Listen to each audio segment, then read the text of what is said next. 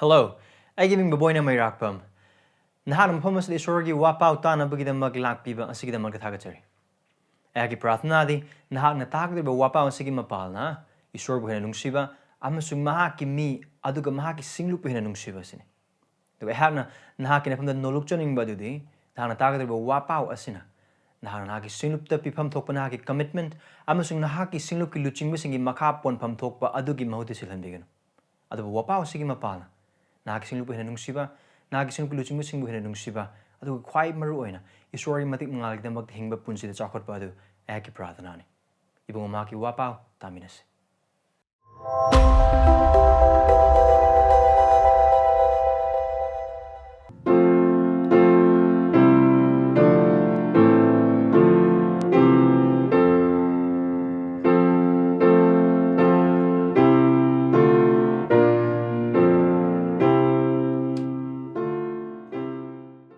Hojig aside koi Kristagi Taretsuba aroiba Wahei adu koi wakal tomina gani. Luke pandup kun ko humdoy padani pugitaru. Luke chapter 23 verse 46.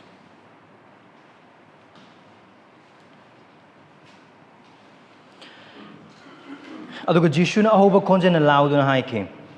Ipa nahakki khutta eigi thawai sinnajari. Masiharam laga mahak na thawai thaki. Hariba Kristagi aroiba Wahei ase. Mahak na mapai sordagi mahak asawba amasung pap ki mafam da leiba mayok da leiba wayen ba khuding maksing adu mapung bana thakpa lor matung adu isor amasung miga gi marakta leramba achauba khal adu thugai duna Thazabagi mapana mi ama hekten aseng bisordagi mafamda changba yaba adui changpham adu semraba matungda laukhiba amasung haikhiba aroiba Kristagi Wahei mahakna thakkiba isorgi wayel amasung mahakna semkhiba isorgi mafamda aseng bisorgi mafamda changpham adu aikoina pada nipu mari amasung nipu manga da uba phangkhiba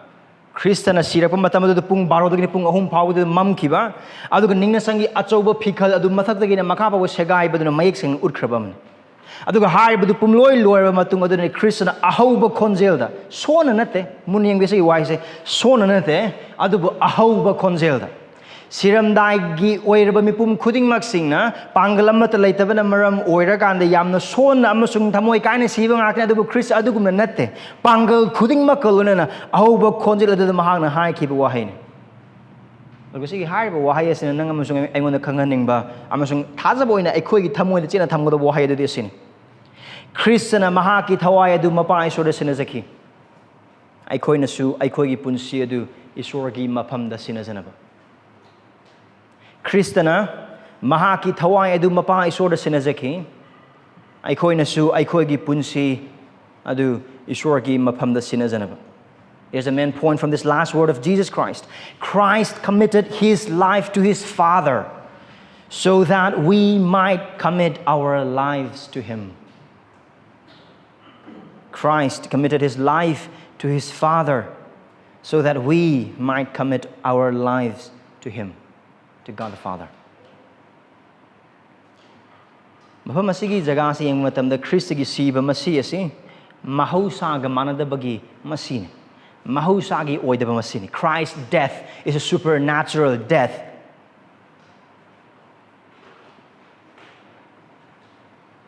I went hosing hakim among uminakraba dugumna. John pandup tara pada tara tara amasung tara ni pana Jesu masamang na haikra. Kana ama tana ingon de ay punsi lo bangam de ay thawai lo bangam de ay hak na lothok bangame amasung ay hak na losen bangame. Ay ko natay apaba wapaw isan bamisinggi mathi na tragana lukte yengbo oiba targadi or John the yengbo oiba tongan basi asigi recording asidi yengbo oiba targadi Krista na masana masabu sizabagi thawai pikhatpa matam asida huran bani sidri aduna jwar harakpa matamda lanmi sing aduna makhoi sina bagi da makhu lone mak thude adu Krista da makhu thude na bagi da maktam makhoi karemata tawkhide adu sirabra aina changing na bagi da pungota tana thenki adu karino makhoi na phangmudo Krista siramya mahusagi ba masi nate ꯑꯃꯔꯣꯝꯗ ꯍꯥꯏꯕ ꯑꯣꯏꯕ ꯇꯥꯔꯒꯗꯤ Christ ꯃꯁꯥꯅ ꯃꯁꯥꯒꯤ ꯊꯋꯥꯏ ꯑꯗꯨ ꯄꯤꯈꯠꯆꯕꯅꯤ ꯄꯤꯊꯣꯛꯆꯕꯅꯤ ꯑꯃꯔꯣꯝꯗ ꯍꯥꯏꯕ ꯑꯣꯏꯕ ꯇꯥꯔꯒꯗꯤ ꯚꯔꯁ 46 ꯑꯁꯤꯗ ꯑꯩꯈꯣꯏꯅ ꯎꯕ ꯐꯪꯂꯤꯕ ꯈ꯭ꯔꯤꯁꯇꯅ ꯍꯥꯏꯔꯤꯕ ꯋꯥꯍꯩ ꯑꯍꯧꯕ ꯍꯥꯏꯔꯝꯂꯒ ꯃꯍꯥꯛꯅ ꯁꯤꯈꯤꯕ ꯃꯁꯤ ꯑꯁꯤꯅ ꯅꯪ ꯑꯃꯁꯨꯡ ꯑꯩꯉꯣꯟꯗ ꯎꯠꯂꯤꯕꯁꯦ ꯈ꯭ꯔꯤꯁꯇꯅ ꯁꯤꯈꯤꯕ ꯑꯗꯨ ꯅꯪ ꯑꯃꯁꯨꯡ ꯑꯩꯒꯤ ꯄꯥꯞꯀꯤꯗꯃꯛꯇ ꯁꯤꯅꯤꯡꯅ ꯁꯤꯈꯤꯕꯅꯤ ꯃꯍꯥꯛꯅ ꯃꯤ ꯑꯣꯏꯅ ꯁꯥꯌꯣꯟꯈꯤꯕ ꯑꯗꯨ ꯃꯍꯥꯛꯅ ꯑꯣꯟꯅꯤꯡꯅ ꯁꯥꯌꯣꯜꯂꯛꯈꯤꯕꯅꯤ ꯃꯍꯥꯛꯅ ꯈꯥꯡꯈꯤꯕ ꯑꯋꯥꯅꯨꯡꯁꯤꯡꯗꯨ ꯅꯪ ꯑꯃꯁꯨꯡ ꯑꯩꯒꯤꯗꯃꯛꯇ ꯈꯥꯡꯅꯤꯡꯅ ꯈꯥꯡꯈꯤꯕꯅꯤ ꯀꯅꯥꯒꯨꯝꯕ ꯑꯃꯅ ꯏꯟꯁꯤꯜꯂꯒ ꯈꯥꯡꯗꯕ ꯌꯥꯗꯕꯒꯤ ꯈꯥꯡꯈꯤꯕ ꯅꯠꯇꯦ ꯃꯍꯥꯛꯅ ꯁꯤꯈꯤꯕꯗꯨ ꯁꯤꯗꯕ ꯌꯥꯗꯕꯒꯤ ꯃꯔꯝꯅ ꯏꯟꯁꯤꯜꯂꯒ ꯁꯤꯈꯤꯕ ꯅꯠꯇꯦ ꯑꯗꯨꯕꯨ ꯅꯪ ꯑꯃꯁꯨꯡ ꯑꯩꯕꯨ ꯑꯩꯈꯣꯏꯒꯤ ꯄꯥꯞꯇꯒꯤ ꯀꯟꯕꯤꯅꯕꯒꯤꯗꯃꯛꯇ ꯁꯤꯅꯤꯡꯅ ꯁꯤꯈꯤꯕꯅꯤ ꯑꯗꯨꯒ ꯃꯍꯥꯛꯀꯤ ꯃꯁꯤ ꯑꯁꯤ ꯏꯁꯣꯔꯒꯤ ꯋꯥꯍꯩꯕꯨ ꯃꯄꯨꯡ ꯐꯥꯍꯟꯕ ꯃꯑꯣꯡꯗ ꯁꯤꯍꯟꯕ ꯃꯁꯤꯅꯤ Christ's death is a scripture fulfilling death. Remember Jesus Christ in verse 46 asida hariba wahai khudingmaksing ase thagari sei iba David na thagari sei masing kunthraga mathoida maru ne pada manga adu mang hai khra wahai amron hai boi batar thagari sei khudingmaksing ase Jesus Christ gi thagari sei ne ma ki punsu de hiram amana traga amada loimak thungba wahai sing ꯑꯗꯨꯕꯨ ꯊꯥꯒꯠꯂꯤꯁꯦ ꯃꯁꯤꯡ 38 ꯑꯗꯨ ꯊꯣꯛꯂꯤꯕꯗꯨꯗꯤ ꯗꯦꯕꯤꯠꯅ ꯈ꯭ꯋꯥꯏꯗꯒꯤ ꯋꯥꯔꯕ ꯃꯇꯝ ꯗꯦꯕꯤꯠꯀꯤ ꯊꯃꯣꯏꯅ ꯃꯔꯤꯡ ꯃꯔꯥꯡꯉꯕ ꯃꯇꯝ ꯑꯃꯁꯨꯡ ꯃꯊꯨꯝ ꯃꯔꯥꯡ ꯍꯧꯔꯕ ꯃꯇꯝ ꯄꯣꯊꯥꯐꯝ ꯈꯪꯗ꯭ꯔꯕ ꯃꯇꯝ ꯑꯗꯨꯗ ꯏꯁꯣꯔꯗ ꯃꯍꯥꯛꯀꯤ ꯊꯋꯥꯏ ꯑꯗꯨ ꯁꯤꯟꯅꯖꯕꯅꯤ ꯑꯗꯨꯕꯨ ꯗꯦꯕꯤꯠꯀ ꯃꯥꯟꯅꯗꯕ ꯃꯑꯣꯡꯗ ꯈ꯭ꯔꯤꯁꯇꯅ ꯃꯐꯝ ꯑꯁꯤꯗ ꯃꯍꯥꯛꯅ ꯃꯍꯥꯛꯀꯤ ꯊꯋꯥꯏ ꯑꯗꯨ ꯃꯍꯥꯛꯀꯤ ꯃꯄꯥ ꯏꯁꯣꯔꯗ ꯁꯤꯟꯅꯕ ꯃꯇꯝꯗ ꯃꯍꯥꯛꯀꯤ ꯅꯤꯖꯕ ꯃꯑꯣꯡ ꯑꯣꯔ ꯃꯍꯥꯛꯀꯤ ꯍꯥꯏꯕ ꯃꯑꯣꯡꯗ ꯗꯦꯕꯤꯠꯀ ꯃꯥꯟꯅꯗꯕ ꯃꯑꯣꯡ ꯑꯃꯈꯛ ꯂꯩ David maki thawai du thaga do budagi kanbi adu maki nizabani adu Christ gi adu natte Christ gi ma ku sihan biginu haina haiba natte am dekho na dum patharak pagi matungda wahai adu hairam lag ma na thawai tha khiba aduna adu aikhoi gi famda yamna mayek seng adu oi batagadi asigi wahai se kram makal gi wahai na Christ gi wahai se kram makal gi wahai thajabagi amasung sina thokpagi wahai na This word of Christ is a word of confidence and commitment. Kari kanadano mahaki thawai pikadibase. Mahaki mapai sor. Mahak pu nungsiba mapai sor gi mafam. Mahak pu taibang panbada mahaki mising bu makhoi paptagi kanbinaba amasung isorgi asawba amasung norokgi kanbinaba gi damak tharakhiba adu hek hawbadagi loiba phaw masi aigi nungsibi chanu pani mahaki mafam da aina yamna pele masi aigi nungsibi chanu pani mahakna hai khudimak to haina haiba mahaki mapa isor du aduna kari hai ipa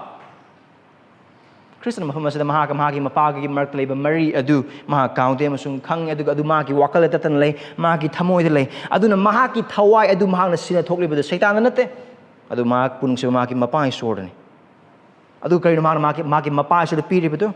mahaki thawai amarom da haib oiba targadi Christa Jisuna mahaki mapa isorda mahaki thawai adu lankhatpa matamda mahaki mapa isorda mahaki aningbagi matungina mahaki khwaidagi phagado mahaki khwaidagi chawgado matik mangal adugi matungina thabak khudimak tobigani haibidu mahak thajai mahaki mapa na mangon lom leiba mahaki nungsiba aduda Christana thajai It's a word of trust not only that it's a word of commitment Haiba mapagi nungsibadu mahakna thajabana maram oiraga maki thawai du mahakna piningna pikhatle pithoke thajabada pumnamak langsille thajabjil now saying sargadale bai khoi gi ipagi makhutta aba punsi adudagi hena phaba tapham amata leite To fall on God's care is the safest place to fall on There is no other place Haiba wise har matungda Christana mark ergo sor du honke adu was Good Friday thogi bethodone nomizing lakani maram di Christa isorne mahak isorgi machanupane mahak mangon leba mapagi nungsiba mahakna katkrab irapol adu penbiba khudingmaksing adu nomizing numit humni suraga asiba bu joy tawduna mahakni hingatpa numit aduda Christana papchen mandang amasung ai gidamak da katkraba balidan amasung mahakna katkraba maki thawai amasung maki haibi inba khudingmaksing adu mapana lawselle aduna mangon thajara kraba khudingmaksing adu kanbigani pap kokbigani lomna deba punsi pibigani punsi gi maduna punsi pibigani haina haibu utkadabu numit adu lakani Good Friday irai numit sikiba Christian nomizing numita asibabu joy tawduna hingani nomizing lakadoba watli adu haibu sei lising ani kar henbagi mamang thokra Christa ꯑꯁꯤꯕꯕꯨ ꯖꯣꯏ ꯇꯧꯗꯨꯅ ꯍꯤꯡꯒꯠꯈ꯭ꯔꯦ ꯑꯗꯨꯅ ꯇꯥꯛꯏꯁꯤ ꯀꯔꯤꯅꯣ ꯃꯍꯥꯛꯅ ꯊꯥꯖꯅ ꯁꯤꯟꯅꯖꯈꯤꯕ ꯃꯄꯥ ꯏꯁꯣꯔ ꯑꯗꯨꯅ ꯅꯨꯡꯁꯤꯕꯗ ꯃꯍꯥꯛꯀꯤ ꯊꯋꯥꯏ ꯑꯗꯨꯕꯨ ꯂꯧꯁꯤꯟꯕ ꯈꯛꯇꯪ ꯅꯠꯇꯅ ꯃꯍꯥꯛꯀꯤ ꯏꯔꯥꯠꯄꯣꯠ ꯑꯗꯨꯁꯨ ꯂꯧꯁꯤꯟꯗꯨꯅ ꯃꯉꯣꯟꯗ ꯈ꯭ꯔꯤꯁꯇꯗ ꯊꯥꯖꯕ ꯈꯨꯗꯤꯡꯃꯛꯁꯤꯡ ꯑꯗꯨ ꯃꯍꯥꯛꯀꯤ ꯃꯆꯥ ꯑꯣꯏꯕꯒꯤ ꯋꯥꯁꯛꯄ ꯑꯃꯁꯨꯡ ꯑꯌꯥꯕ ꯄꯤꯕꯗꯨ ꯑꯩꯈꯣꯏꯅ ꯎꯕ ꯐꯪꯏ ꯑꯗꯨꯅ ꯊꯥꯖꯕ ꯏꯆꯤꯜ ꯏꯅꯥꯎꯁꯤꯡ ꯅꯪ ꯑꯃꯁꯨꯡ ꯑꯩꯒꯤ ꯄꯨꯟꯁꯤ ꯀꯔꯝꯕ ꯄꯨꯟꯁꯤꯒꯤ ꯖꯒꯥꯗ ꯂꯩꯕꯅꯣ ꯍꯥꯏꯕ ꯑꯩꯍꯥꯛꯅ ꯃꯔꯨ ꯑꯣꯏꯅ ꯈꯪꯗꯦ ꯑꯋꯥꯕ ꯈꯔꯁꯤꯡꯁꯨ ꯂꯩ ꯇꯨꯡꯒꯤ ꯄꯨꯟꯁꯤꯒꯤ ꯃꯇꯥꯡꯗ ꯋꯥꯈꯜ ꯋꯥꯔꯤꯕꯁꯤꯡ ꯂꯩ ꯑꯣꯏꯅꯤꯡꯕ ꯑꯣꯏꯗꯨꯅꯁꯨ ꯅꯪ ꯑꯃꯁꯨꯡ ꯑꯩꯒꯤ ꯄꯨꯟꯁꯤ ꯑꯁꯤ ꯈ꯭ꯔꯤꯁꯇꯅ ꯃꯍꯥꯛꯀꯤ ꯊꯋꯥꯏ ꯑꯗꯨꯕꯨ ꯁꯤꯟꯅꯈꯤꯕ ꯏꯁꯣꯔꯗꯨꯒꯤ ꯃꯐꯝꯗ ꯁꯤꯟꯅꯁꯤ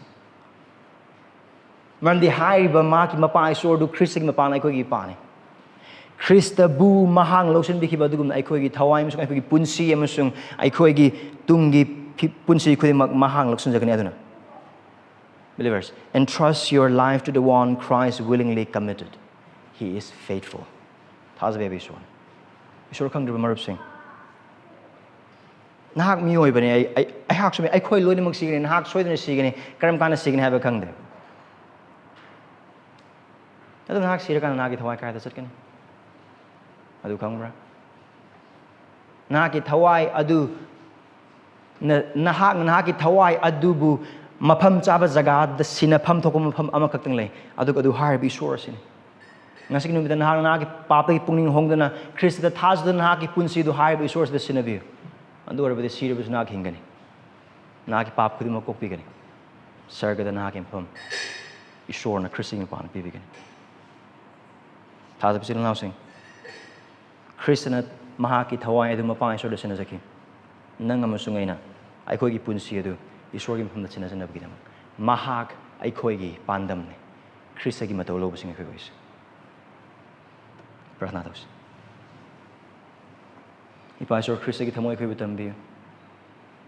ꯈ꯭ꯔꯤꯁꯇꯅ ꯏꯕꯨꯡ ꯅꯍꯥꯛꯀꯤ ꯃꯐꯝꯗ ꯃꯍꯥꯛꯀꯤ ꯊꯋꯥꯏ ꯁꯤꯟꯅꯈꯤꯕ ꯑꯗꯨꯒꯨꯝꯅ ꯑꯩꯈꯣꯏꯅꯁꯨ ꯑꯩꯈꯣꯏꯒꯤ ꯊꯃꯣꯏ ꯑꯩꯈꯣꯏꯒꯤ ꯄꯨꯟꯁꯤ ꯑꯩꯈꯣꯏꯅ ꯎꯗ꯭ꯔꯤꯕ ꯑꯩꯈꯣꯏꯒꯤ ꯇꯨꯡꯒꯤ ꯄꯨꯟꯁꯤ ꯈꯨꯗꯤꯡꯃꯛꯁꯤꯡ ꯁꯤꯟꯅꯖꯕꯗ ꯑꯩꯈꯣꯏꯕꯨ ꯃꯇꯦꯡ ꯄꯥꯡꯕꯤꯌꯨ